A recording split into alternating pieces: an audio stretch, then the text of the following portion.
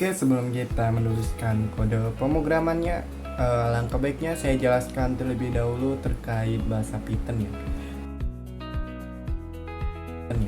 Bahasa Python merupakan bahasa yang mudah dipahami, ringkas, dan banyak digunakan ya, apalagi saat ini merupakan bahasa yang populer. Selain itu, bahasa Python itu banyak digunakan untuk pengembangan web, pengembangan aplikasi desktop maupun smartphone ya. Jadi banyak yang menggunakan bahasa Python. Dan juga bahasa Python itu banyak digunakan pada kecerdasan buatan ya. Jadi seperti bot yang saat ini kita gunakan kayak ChatGPT ataupun bot kecerdasan buatan AI yang lain tuh biasanya dia menggunakan bahasa Python. Apalagi kalau kalian sering menggunakan bot Telegram ya, itu dia menggunakan bahasa Python kebanyakan, dan juga bot WhatsApp itu juga dia biasanya menggunakan bahasa Python. Ya, dengan menggunakan bahasa Python banyak sumber belajar, dan selain itu gak bikin bosen gitu, karena bahasanya ya ringkas dan terstruktur gitu. Oh ya, itu menjadi salah satu kelemahan ya dari bahasa Python, yaitu terstruktur. Gimana ya? Jadi kalian tuh harus menuliskan kodenya tuh benar-benar ya sesuai dengan barisnya. Kalau nggak sesuai dengan barisnya nantinya akan error. Oke, mengenai sejarah singkat dari bahasa Python. Jadi bahasa Python itu diciptakan oleh Guido van Rossum pada tahun 1991.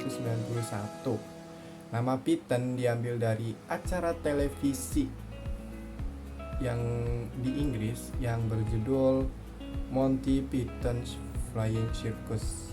Python dirancang untuk mudah dibaca dan dipahami dengan penekanan pada sintaks yang bersih dan kode yang terstruktur. Sejak itu, Python berkembang menjadi salah satu pemrograman yang paling populer. Digunakan dalam berbagai bidang seperti pengembangan web, ilmu data, kecerdasan buatan, dan pemrograman perangkat lunak. Oke, lanjut ke pengertian mengenai kode program yang nantinya kita akan buat. Kita akan contohkan dari bahasa pemrograman Python ini. Jadi program yang nantinya kita akan buat yaitu bernama Chaser Keeper. Jadi program ini itu untuk enkripsi data. Ya, kalian pasti nggak asing kan dengan enkripsi data. Jadi kita akan jelaskan dulu. Jadi enkripsi data itu ya kalian istilahnya tuh mengamankan data gitu, mengubah atau mengotak-atik data yang asli, diubah gitu biar nantinya tidak bisa dilacak ya oleh pihak ketiga ataupun pihak lainnya. Intinya ya kita ingin mengirimkan misalkan kita hanya ingin mengirimkan ke si B. Nah, siapa tahu nih pihak C ingin mencontoh gitu. Nah, kalau kita nggak ada enkripsi data, kita langsung aja nih kirim ke si B gitu. Ya si C nantinya bisa membaca dong isi pesan gitu ataupun lainnya. Maka dari itu, agar data yang kita kirimkan aman, kita perlu yang namanya enkripsi. Nah, Chaser Keeper ini merupakan salah satu program enkripsi data ya, yang menggunakan metode pergeseran ya. Jadi misalkan nih kita ingin mengubah huruf A menjadi digeser gitu 2 ya. Jadi kan kalau digeser 2 berarti dia jadinya BC ya, jadi C gitu, dan seterusnya. Apakah ini relevan untuk saat ini? Ya selama pergeseran hurufnya itu tidak diketahui oleh pihak lain ya aman-aman aja ini metode enkripsi datanya. Oke lah, langsung aja kita menuju ke kode pemrogramannya ya, yang akan dijelaskan oleh teman saya. Perkenalkan, nama saya Badi Mutasir. Di sini saya akan menjelaskan program Chaser Keeper yang telah dibuat oleh kelompok kami. Dalam program Caesar Cipher ini ada 3 fungsi. Pertama ada fungsi Caesar encrypt, yang kedua ada fungsi Caesar decrypt, yang ketiga ada fungsi main.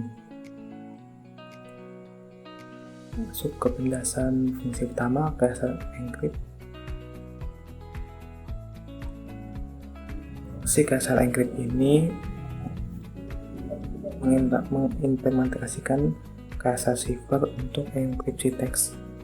Cara kerjanya, pertama cipher text ini dibuat untuk menginisialisasi string kosong untuk menyimpan teks yang sudah terenkripsi.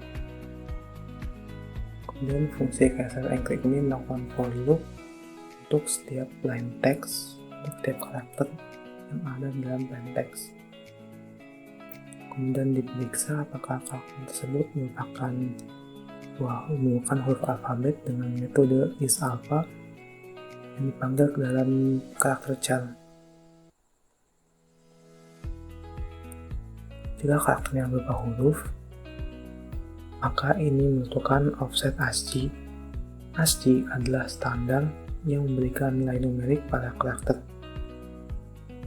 A kecil untuk huruf kecil dan A besar untuk huruf besar digunakan sebagai titik awal offset karena nilai ASCII huruf alfabet adalah kontinu.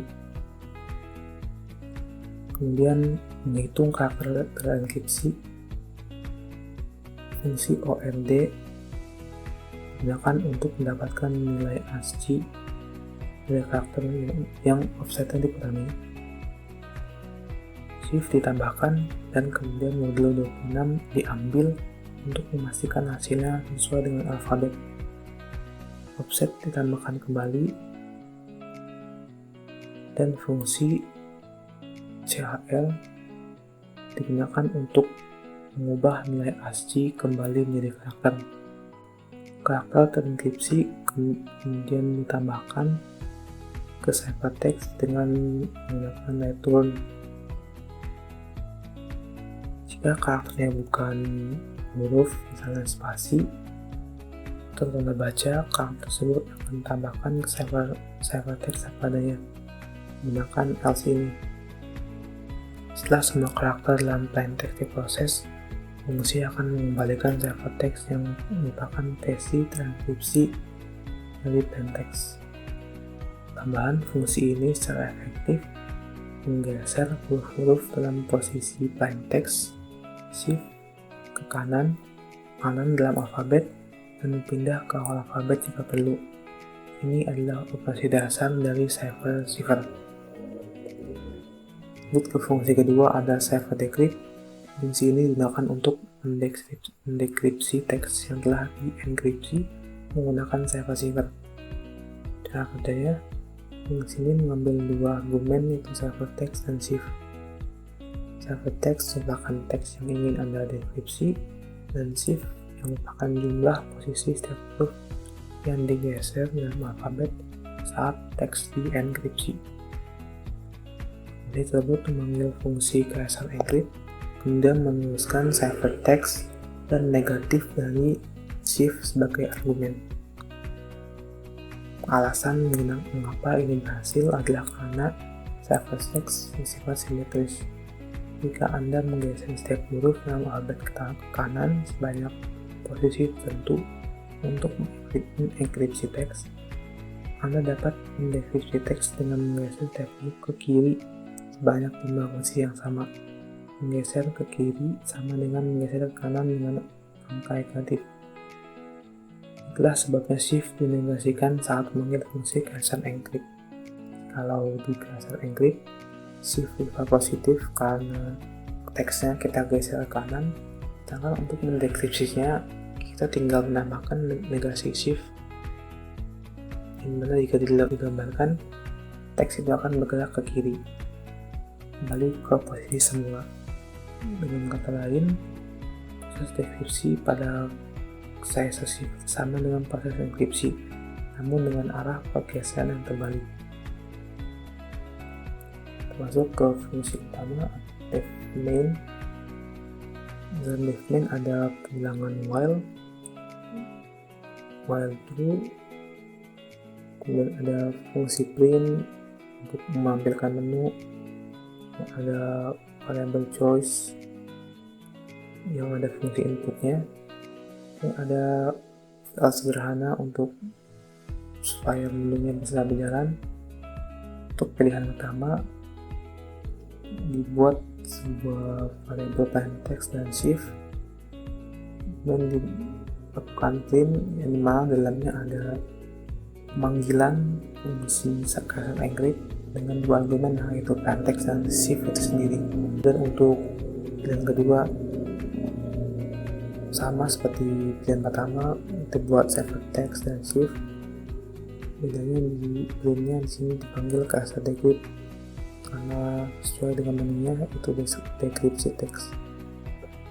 Masukkan argumen ciphertext dan shift. Dan pilihan yang terakhir ada pilihan ketiga untuk keluar dari program, dimana di if ini digunakan sebuah perintah break supaya while ini bersifat false dan akan membuat program berhenti. Kemudian ada else untuk menampilkan pesan sederhana. Dan terakhir ada if main sama dengan tip main.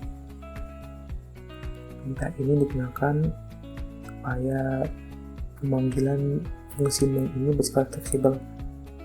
Kenapa fleksibel? Karena kalau kita ingin memanggil file cursor ini ke dalam file lain sebagai modul, kita bisa langsung menggunakan misal fungsi cursor decrypt ini tanpa harus menjalankan main ini. Jadi main ini bersifat opsional di luar dari file cursor play ini. Oke, itu saja untuk penjelasan. Kita masuk ke dalam programnya. Sekarang coba masuk, kita enkripsi.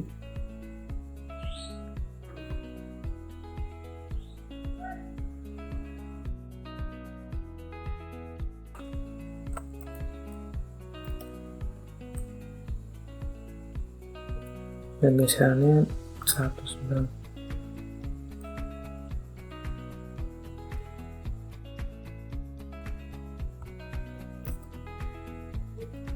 Nah, langsung keluar hasilnya xviv DRAZDR. Nah, apabila kita ingin mendeteksi, kan copy klik dahulu.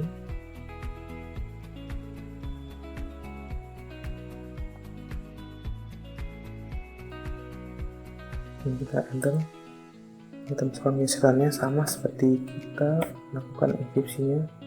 Mulai geserannya 69, kita enter, maka hasilnya akan kembali sama itu Goro Majima.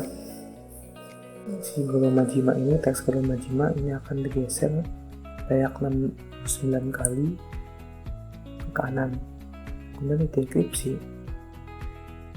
Yang hasil enkripsi dari Goro Majima yaitu xviv ini akan digeser ke kiri sebanyak 69 kali dan kembali menjadi Goro Majima. Kita keluar. Oke, itu saja untuk penjelasan program cursor ini. Kurang lebihnya mohon maaf. Sekian, terima kasih. Nah, jadi seperti itu teman-teman mengenai materi Caesar Zipper yang Abdul Hadi sampaikan. Semoga materi yang kami sampaikan ini dapat dipahami dengan saksama. Mungkin kalau ada yang ingin ditanyakan atau ada yang masih dibingungkan, kalian bisa ketik di kolom komentar di bawah.